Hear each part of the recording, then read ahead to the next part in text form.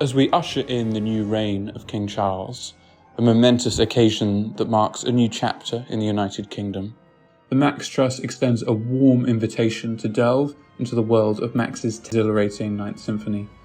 This remarkable composition stands as a tribute to Charles's predecessor, the late Queen Elizabeth II, commemorating her Diamond Jubilee. This previous month holds a particular significance as it marks the 11th anniversary of this extraordinary work, which masterfully captures a tapestry of emotions characterized by deep conflict and hesitant optimism.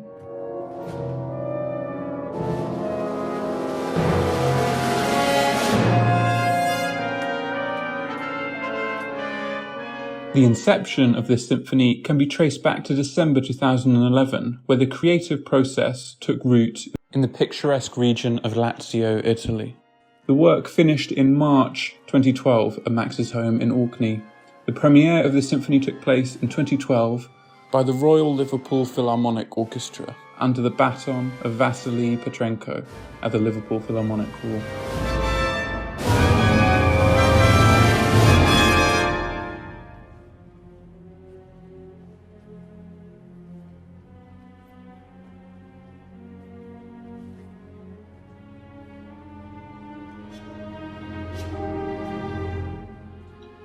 When reflecting upon the genesis of this piece, Max recollects his transformative experience within the sacred halls of a church in Rome.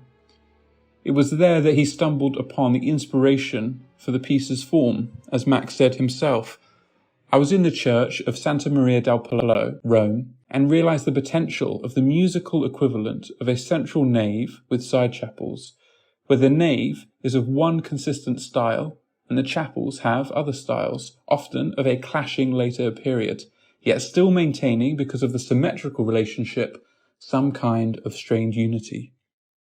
In this metaphorical architecture, the central nave represents a consistent stylistic approach, while the side chapels embody a different style, often clashing with the central theme, yet, through the symmetrical relationship carefully interwoven within the composition, a strained unity emerges, harmonizing these contrasting elements."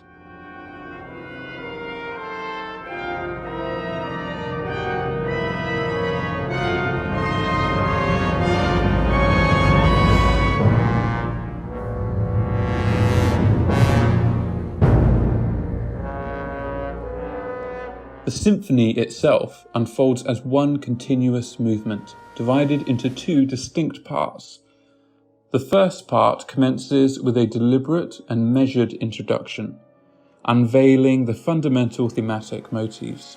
During this opening, a brass sextet positioned to one side of the orchestra interjects with fanfare flourishes, adding an enchanting layer to the symphonic tapestry. The introduction then gives way to a lively section embracing the character of an allegro that echoes the traditional sonata form.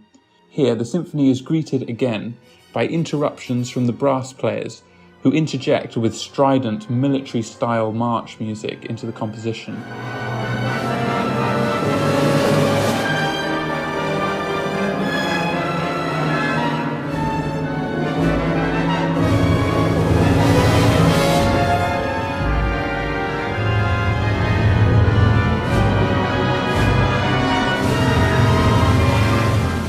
It is crucial to note that Max, while incorporating these interjections, made it abundantly clear that he did not mean to denigrate military music or bands. On the contrary, they serve as a musical testament, an opportunity to bear witness, in purely musical terms, to what I can only consider, at the deepest and most heartfelt level, our disastrous interventions in Iraq and Afghanistan.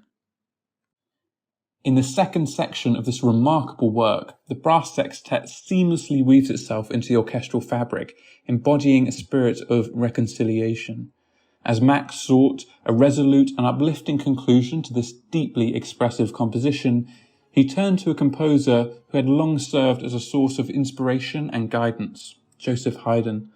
Reflecting on Haydn's string quartet, Opus 54, No. 2, particularly its slow finale, that foreshadowed the works of Tchaikovsky and Mahler, Max skillfully incorporates fragments of this quartet into his own symphony.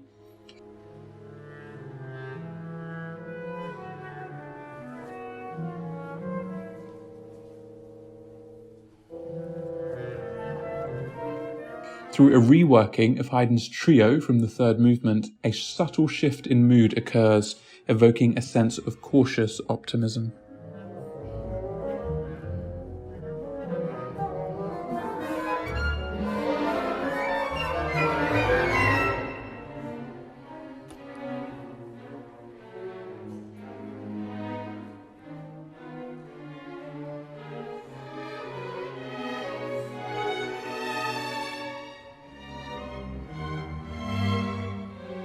Being acutely aware of the implications of this work, Max felt it would be morally indefensible to give the symphony a triumphant ending. The thoughtfully crafted finale, eloquently commented on by 4/5's review of the premiere, concludes the work's emotive journey. The music gains in brightness and clarity, to the point where, a few minutes from the end, the orchestra as one suddenly bristles with energy and, for a short time, work together in a climactic peroration. But Max pulls the symphony away from this, concluding by allowing the different sections of the orchestra to speak one final time before falling back to a sober, minor-tinged ending. Not so much a triumph as an expression of hope for the future that, if everyone works together like this, might just be possible.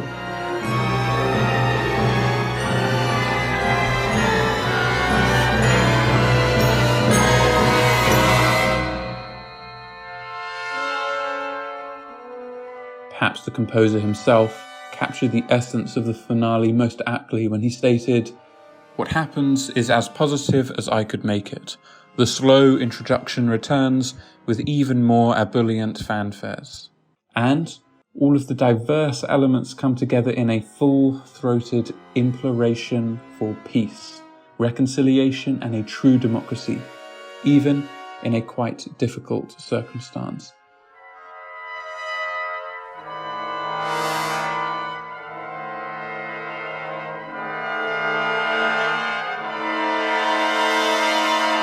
Max's symphony is a testament to music's power in conveying deep emotions and ideas. It traverses the human experience, stirring the soul with moments of conflict, uncertainty, hope, and unity.